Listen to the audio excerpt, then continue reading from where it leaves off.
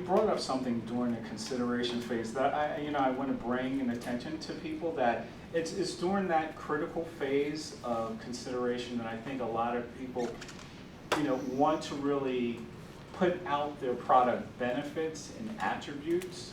But on top of that, you need to be very careful about what is your brand's promise. What are you promising, to people? What are you delivering? And so you really need to deepen that relationship from the top of the sales funnel, the awareness phase, to go a little bit deeper, to give them a little bit of an idea of, what your company's, culture is like, and how your product fits and adds value to their life on top of the attributes. And I think a lot of companies can kind of fail in that tricky, period, because that will help drive your customer further down towards the sales funnel, towards a purchase. So just be very mindful, of that, that as well. But Jay, I was wondering, because again, we had a conversation, and this seems to be like your wheelhouse. So I was wondering what you would want to add in regards to, the sales funnel, and talking about, the different brand elements throughout the sales funnel as well. Sure. I mean, that's the funnel is one of the best and most basic business metaphors. You want to fill the top with your prospects, right? And obviously your customers come out the bottom. And that there's depending on whether you're a business to business or business to consumer, there's a one-way or a two-way evaluation every step of the way down the funnel. What you don't want is to have prospects going back up the funnel, saying like, yeah, I checked these guys out. They are not what they say they are. They are not the low-cost provider. They're not providing best-in-breed customer service. That's a disaster. I work in a business-to-business model currently, and it's more of a two-way evaluation, where you build credibility, where not only are our prospects evaluating the service that we provide, but we're evaluating our prospects saying, can we really help these people? And does it go to our credibility? We've got social media presence, and we've got all of these hooks, baited hooks in the water to bring prospects in, but you don't always bring in a proper qualified opportunity. And sometimes the best thing to do is to look the prospect in the eye and say, you know what, I don't think we're for you. For whatever reason, it would take too long. I sell a service, we sell software. It would take too long to implement. We don't really solve the problems you're looking to solve. Now you're building credibility by saying, don't get me wrong, we're looking for customers, but I don't think our solution's for you. And that's a win-win, because they're not getting what they want, and we're getting a nightmare. We're getting something that costs too much to implement. It's going to be a nightmare to maintain. They're not going to be happy. So when people are going, when prospects are going down the funnel in the business-to-business world, it's a two-way evaluation process, and you have to be careful not to say, oh my God, we need business, we need customers, we got to make payroll, we got anything at any cost.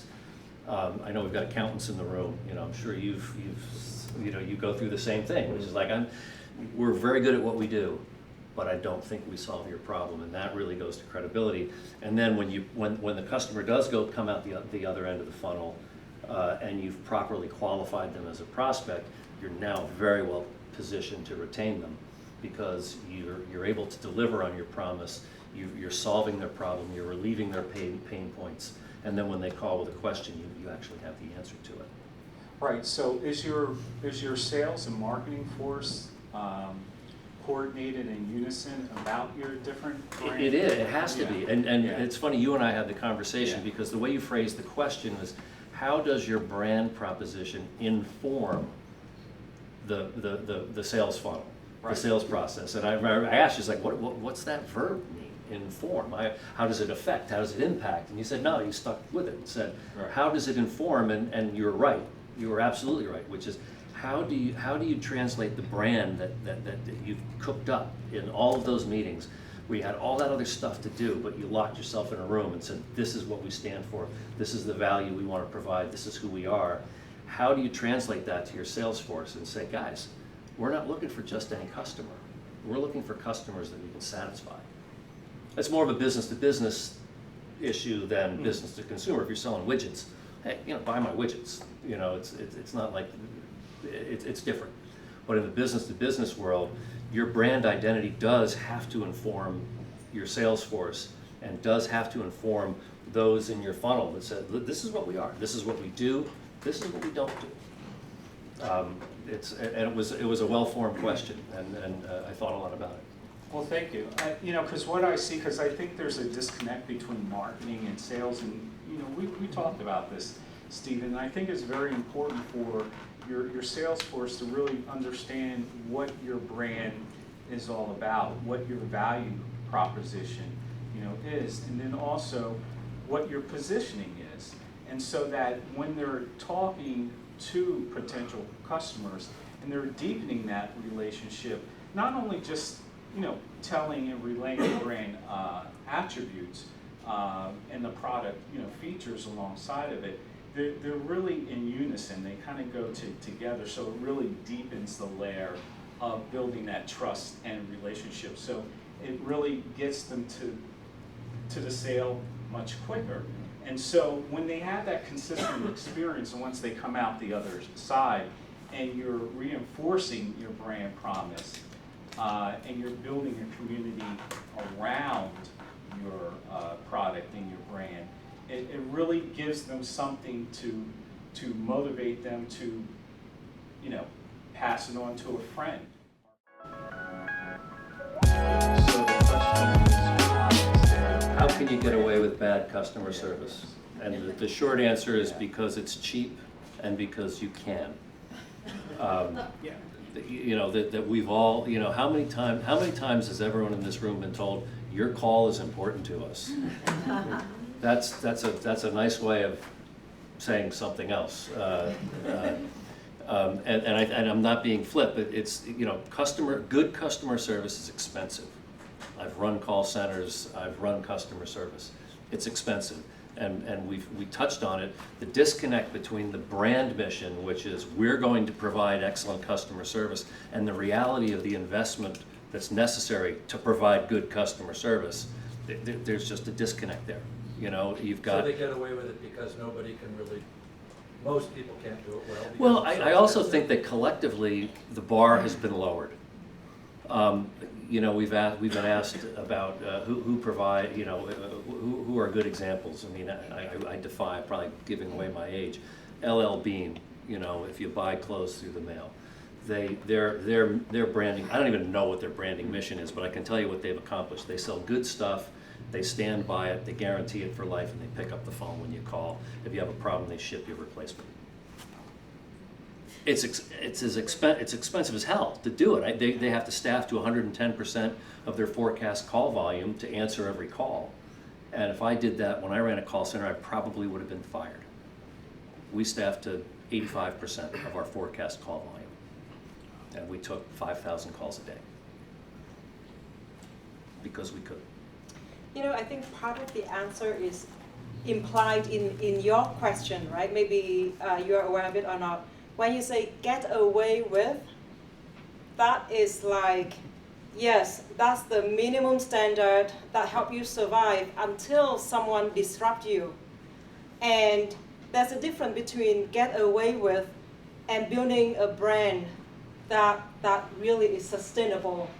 In 2005, when P&G bought Gillette at $57 billion, guess how much of that $57 billion is for the brand Gillette? Right. Any guess in the room? Give me a number. 80% probably. 24 billion out of $57 billion were accounting-wise put on the book for the intangible value of Gillette. So yes, you can totally get away with it. Of course, again, the caveat is until the next simple comes to disrupt you. But then if you really want to build your brand in Jim Collins' work, if you want to build it to last or build it to exit at billions of dollars, as Lucien put it, you can do a lot. You can change the paradigm through branding. It's very fast. All you take is vision, courage, and some investment upfront. I think I'd like to add to that. I think it's hard to measure.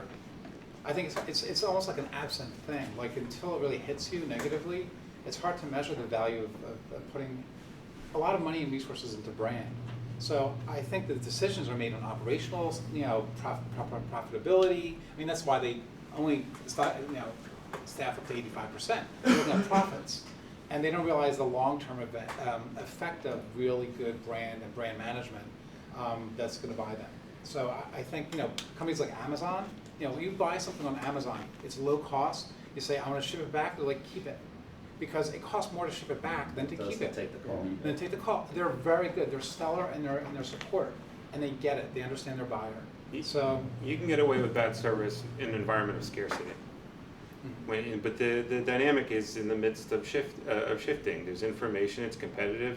Amazon and everything else has made, has completely changed it. And just wait until all the kids, and I say kids, but like wait until everyone under 30 who currently only watches TV on their computer anyways, grows up and has their kids, and then let's see how rude Time Warner is and how rude Comcast is.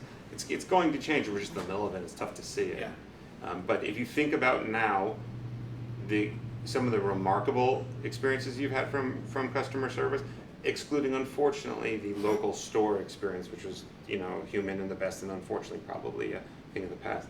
But Amazon and Zappos and all these other places that just cool. We work for you. And it's going to change. It's in the process of changing. And to pick up on that, if I may, and there's a strong correlation between that experience online and going to Sears, which is done, and Kmart, which is done, and Taylor, which is done, and every mall in the country, which is done. It's the experience. There's just it just doesn't compare. To go walk into any store and say, I don't like it, you'll hit with this barrage of why not, no, I didn't like it. And there's a tension there, right, from the salesperson who's just like, and then you got to call the manager and get a thing, you have to sign it, you have to do all these things. You go on Amazon, these socks are too small, give them to your cat, when it's cold outside. So we're really sort of at this inflection point where, again, branding, and you're seeing it across multiple categories. You're seeing airlines now, you have to be ready to handle what's coming if there's a situation where your customer service is lacking or you're beating people up on airplanes. You have to be ready for that hit. Someone's going to buy Sears for the brand value alone. The Operation is worth nothing. Absolutely. But the name is the only thing that's retained. And Spiegel is a great example. Coldwater Creek. These are companies that flamed out, crashed, and burned, but got bought just because the only thing of value left was the brand. Exactly. That's a great example. And you're seeing it, in that industry, which I work with quite a bit. Hudson's Bay, same thing with Saks. They're up in Canada. They're hanging out, and they're seeing an opportunity to sort of buy one of the great icons of fashion and keep it to do other, who knows what with it. But, they're buying the brand and not necessarily, the inventory or any of those things. That's really what they're after. That doesn't have any value. You only get so many cashmere V-necks out there. So, cashmere V-necks. But, there's something, what's that? How many is too many? Cashmere V-necks? I'd say between 8 to 12. Okay. Yeah. But that's sort of what's happening. I think that's where branding comes into play. And I think a lot more companies, big and small, are realizing that it is with branding that you're able to stay relevant, that you're able to share a message that makes sense given the different ebbs and flows of culture, technology, et cetera, et cetera. You have to be ready for everything, and a strong value framework that allows the kind of elasticity that you need to adapt to changing times is what branding affords you, effective branding affords you.